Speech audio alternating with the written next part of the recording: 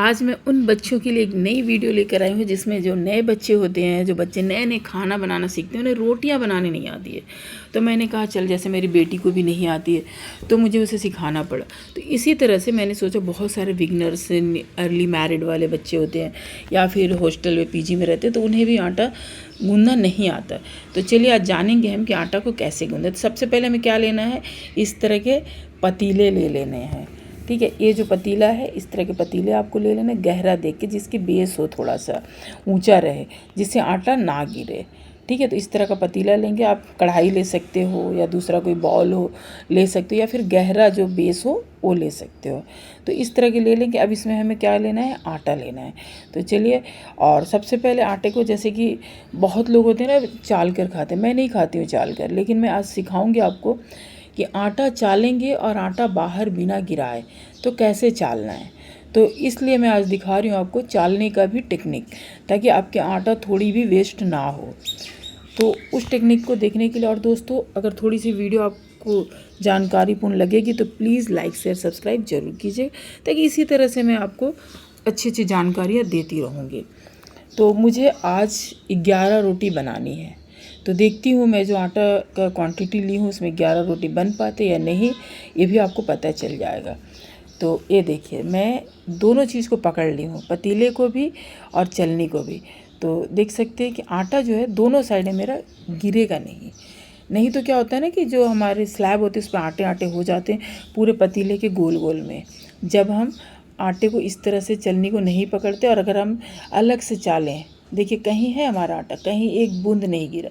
क्यों? हमने पतीले में चलनी को लगा दिया है छानने के लिए, तो हमारा एक बूंद भी आटा देखिए नीचे नहीं दिख रहा होगा आपको।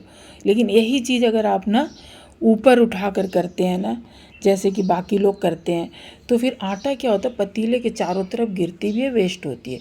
तो हमें वो नहीं करना है।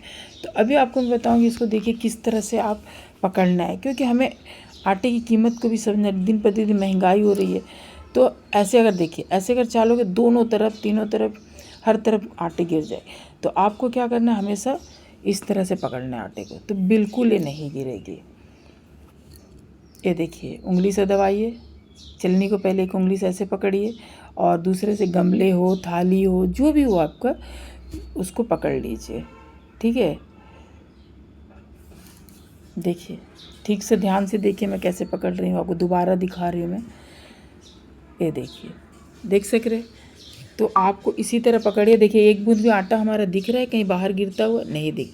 और फिर बहुत सारे इसके होल्स बंद हो जाते हैं, तो हम थोड़ा सा इसको क्या करेंगे ना, धक्का लगाते हुए पतीले के अंदर ही धक्का लगाएंगे, ताकि वो गड्ढे जो है, इसके जो छोटी छोटी जालियाँ होती है, खुल जाए। अब मैंने सारे आटे को छान दिया और बाकी को फेंक दिया। ऐसे तो मैं छानती नहीं, क्योंकि जो इसकी जो भूसी होती है ना, फाइबर कंटेन होती है, तो उससे हमें डाइजेशन अच्छा होता है। अब देख सकते हो, कहीं आटा एक बूंद भी गिरा नहीं गिरा, मैंने आपके आंखों के सामने ही छाना है। अब आप देखोगे कि मैं एक हाथ से आज आपको सिखाऊंगी। बहुत सारे बच्चे के नेल्स बड़े बड़े होते हैं ना, तो क्या करते, लेफ्ट हैंड नहीं लगाना चाहते और फिर उन्हें लगता है कि आटा सान नहीं पाएंगे। लेकिन आज मैं आपको दिखाऊंगी एक हाथ से भी आप बहुत बढ़िया आटा सान सकते हो। अब आपको चाहिए तो आप इसमें नमक, अजवाइन, मंगरेला कुछ भी ऐड कर सकते हो। मैं भी फ़िलहाल कुछ नहीं कर रही, अभी आपको दिखा रही हूँ। अब मैंने पानी लिया, तो मैं देख रही हूँ इसमें पानी की क्वांटिटी कितनी लगेगी। तो धीरे धीरे मैं पानी डाल रही हूँ। फ़िलहाल मैं देखिए एक हाथ से ही मैं कर रही हूँ, 2 हाथ नहीं ऐड करूँगी मैं। और आपको ये भी दिखाऊंगी मैं कि हमारा पतीला भी इतना साफ़ हो जाएगा ना, कि हमारे थोड़ी भी आटे वेस्ट नहीं होते, और हमारे हाथ भी साफ़ रहेंगे। अभी आपको दिख रहा है ना मेरे हाथों में बहुत सारे आटे, लेकिन देखिएगा मैं हाथ को दूसरे हाथ से नहीं रगड़ूंगी, ना ही साफ़ करूँगी, लेकिन मेरे हाथ भी साफ़ हो जाएंगे और हमारा पतीला भी बिल्कुल साफ़ रहेगा। तो हमारे साथ पूरा वीडियो ज़रूर देखिएगा, स्किप बिना किए, ताकि आपको आज का जो मैजिक है वो देखने मिल जाए। तो देखिए पानी की क्वांटिटी हमने अंदाज से डाल रहे हैं। अभी लग रहा पानी और लगेगी, तो मुझे और भी पानी लेना है। तो देख सकते हो कि मैं एक हाथ से ही कर रही हूँ।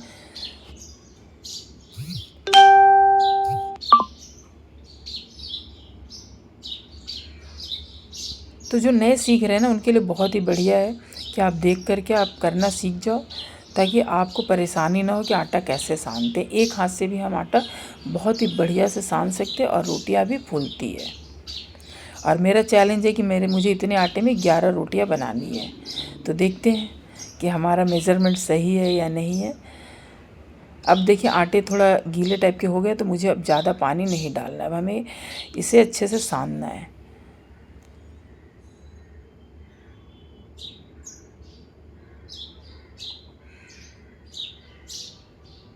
देखिए मैं किस तरह से आटे को सान रही हूँ। अच्छे से हमें आटे को मलना है। और जो देखिए साइड में जो लगे रहते हैं ना आटे, में उसे भी साफ़ करती चली जाऊँगी, इसमें मिलाती चली जाऊँगी। और देखिए मेरे हाथ भी अपने आप साफ़ होते चले जाएंगे। और ऐसा नहीं कि मैं दूसरे हाथ से रगड़ूंगी हाथ को, भी नहीं, लेकिन मेरे हाथ खुद ब खुद साफ़ होंगे। और हमारा जो बर्तन है वो भी साफ़, और आटा इतनी स्मूथ से सन जाएगी कि आप सोचते रह जाएंगे। लेकिन दूसरे हाथ से आपको पतीले को पकड़ लेना है, नहीं तो पतीला क्या होगा आपका यहाँ वहाँ चला जाएगा। आप जो भी ले सकते हो। देख रहे हो साइड साइड के सारे आटे धीरे धीरे हमारे बर्तन से साफ़ होते जा रहे हैं।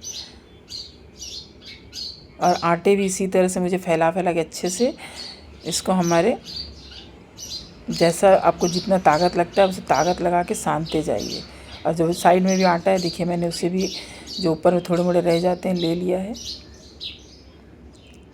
अब देख सकते हो कि बहुत बार हमने देखा बहुत लोग आटा सानते, लेकिन अब देखिए इतना सान दिया। मैं थोड़ा सा पानी और डालूँ ताकि रोटियां जो है ना उसकी गर्मी निकल जाए और रोटियां बहुत सॉफ्ट हो। क्योंकि अगर हम बहुत ज़्यादा हेवी आटा सानेंगे ना तो रोटियां सॉफ्ट नहीं होगी। तो हमें आटा भी सानना है सॉफ्ट, ताकि और वो पानी को हमें इसमें एडजस्ट कर लेना है।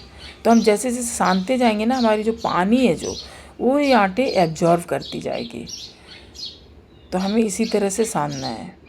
अब मेरे भाषा में सानना बोलते हैं, जैसे बहुत लोग गूंदना बोलते हैं, तो मुझे अपनी भाषा ही हमेशा अपनी ज़ुबान पे रहती है, तो मैं वही भाषा का इस्तेमाल करती हूँ। शायद आपको हंसी आ रहा होगा।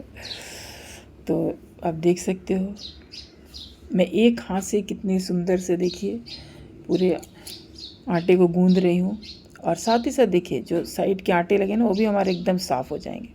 तो मैं हमेशा ऐसे ही सानती हूँ, मतलब ऐसे ही गूंदती हूँ आटे को, ताकि मेरा बर्तन भी पूरा नीट एंड क्लीन रहे।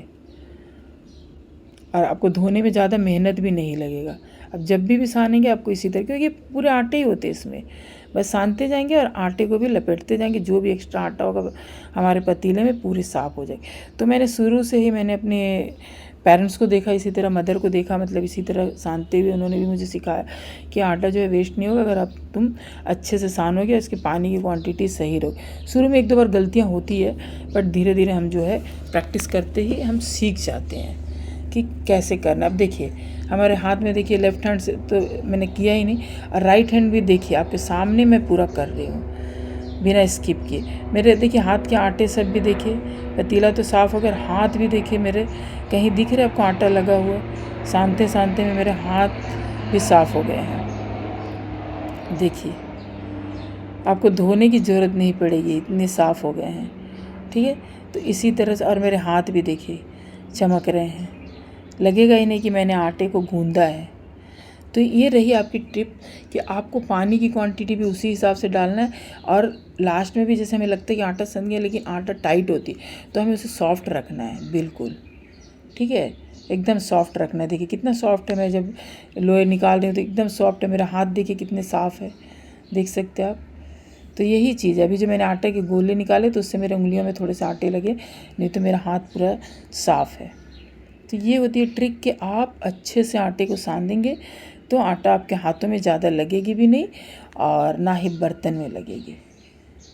तो आज मैंने देखा आपको। अब देखिए आपको गोले कैसे बनाने हो मैं बताती हूँ। तो आपको अपने हिसाब से गोले लेना है, छोटा बड़ा ये आप अपने हिसाब से लीजिएगा, मोटा पतला अपने हिसाब से रोटियाँ आपको बनानी हैं। तो उसी हिसाब से आप गोले तैयार करेंगे। और गोले तैयार करने के लिए भी थोड़ा अच्छे से आपको हाथों में थोड़ा सा प्रेशर दे के पहले अच्छे से इस तरह से दबाना है, चारों तरफ से ऐसे करना है, इसके बाद गोल कर देना है। अब हमारी तो प्रैक्टिस है तो हम थोड़ी स्पीड में चले जाते हैं, तो आप लोग थोड़ा धीरे धीरे सीख जाएंगे। इसी तरह से सॉफ्ट है। तो गोले जो हैं हमें 11 रोटियों की ज़रूरत है। तो भी देखना है कि 11 रोटी बन रहे या नहीं बन रहे, तो वो भी हम देखेंगे आज, क्योंकि हमारा, क्योंकि रोटियां जो है ना रख कर के बासी खाना बेकार। और हाँ, अगर आप लोग आटा ज़्यादा सान देते हैं तो घबराने की कोई बात नहीं। जैसे भी देखो, मान लो आपको 5 रोटी खाना, तो आप क्या करोगे, बचे हुए आटे को आप किसी भी एयर टाइट कंटेनर में रख के आप फ्रिज में रख सकते हो। सुबह का शाम को बना के खाओगे, आटे ख़राब नहीं होंगे। लेकिन अगर आप इसी आटे को दूसरे दिन बनाते हो ना, तो आटे ख़राब हो जाएंगे। तो आप सुबह का शाम तक कर सकते हो कि सुबह ज़्यादा सान के आप रख दो। 5 रोटी खाना है तो बाकी आटे को आप रख दो, ठीक है। तो मुझे तो जैसे ऐसा कर सकते हो, लेकिन मुझे तो पूरे 11 बनाने हैं। तो क्या चलिए मैंने जो अंदाज लगाया वो सही है कि क्या मैं 11 बना पा रही हूँ 11 इतने रोटी के आटे में हिसाब से मैंने या लिए नहीं। हैं। तो आपको जितने चाहिए उतने आटा लीजिएगा।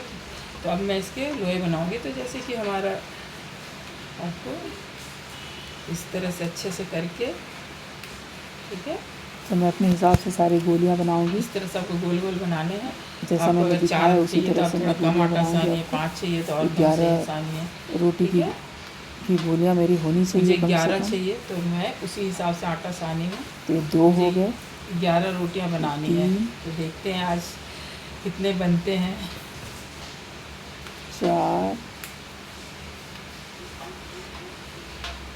4 हो चुके, 5 बहुत सॉफ्ट होती है रोटियाँ इस तरह से, अगर आप आटे को गूंदते हो हमारा तो। 6वां। और बर्तन साफ, हाथ साफ। तो अभी मैंने इसलिए गोलियाँ बना ले रही ना। आपको एक चीज़ और बताना मैं भूल गई कि अगर आप रोटी बनाओगे ना, दूसरे वक्त आप गोले बनाओगे तो आपके हाथ फिर से गंदे होंगे। तो अभी क्या है ना, आप अगर गोले बना के रख देते हो ना, तो आपको क्या होगा कि रोटी बनाते वक्त आपके हाथ और गंदे ज़्यादा नहीं होंगे। इसी वक्त जो होना होगा हो जाएगा। और तो इसलिए मैं हमेशा ऐसे ही करती हूँ। आटा सानने के बाद मैं गोले बना के रख लेती हूँ। इसके बाद मैं गैस ऑन करती हूँ, रोटियाँ बना लेती हूँ। हाथ दोबारा धोने की ज़रूरत नहीं पड़ती है, हाथ उतने गंदे ही नहीं होते हैं।